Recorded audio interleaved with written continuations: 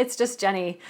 First of all, thank you so much for sharing your thoughts and comments on the video about returning to work. I so appreciate you taking the time to reach out. I love it, love it, love it. I wanted to share one of the responses. They said, I mean, what about my dog? Who's going to keep my kid out of trouble? How will I ever be able to get things done around the house? Who will teach my face not to say what I think?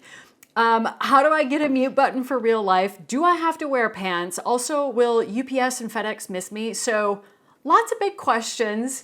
But seriously though, a lot of the comments and concerns that I got were around commuting, as well as feeling like life is going to turn back into that hamster wheel. So I wanted to offer some potential solutions around those things today. So in regards to the commute, I see that we have basically 4 options. Is that you could get a different job that's closer to where you live.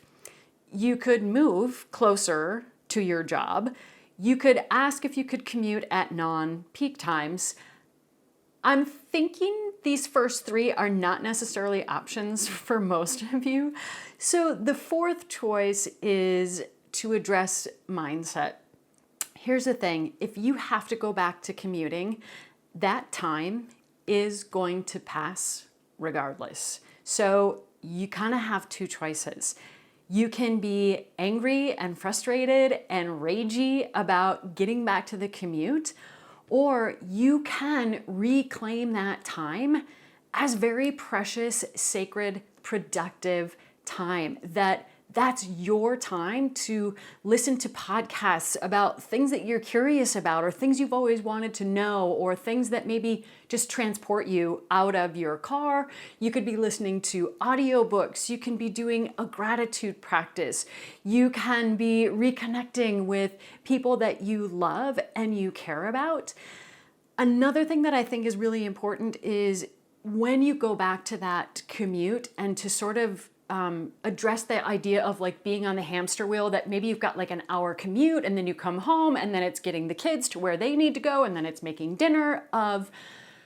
As things are changing, having like a family meeting around roles and responsibilities and where can people help and step in and have a better, I want to say dereliction of duties, that's not even the right word, but how can you spread responsibilities to actually make this feel good and doable for everybody involved? And then the last thing that I wanted to mention is that I think so often during the pandemic, I heard these words out of people's mouths, including my own, is that the pandemic slowed down our pace of life. And we all kind of had this idea of like, when the pandemic's over, I am not going to go back to that. But what I'm also seeing is that people are slowly going back to that. So now is a time, I think, to be just very thoughtful and intentional about what you will integrate or reintegrate into your professional life, into your personal life, of what are you going to let back in? What are you actually going to say no to? And I think this is a really critical time in order to be doing that. So I think the biggest takeaway is there are some things that are outside of our control and we have a decision to make. Like, are we going to be angry and pissed off about it? We could, or we can choose to change our mindset. And so I just want to be clear that we all have a choice about how we decide to think about that time and use that time and try to make the best of it as much as we possibly can.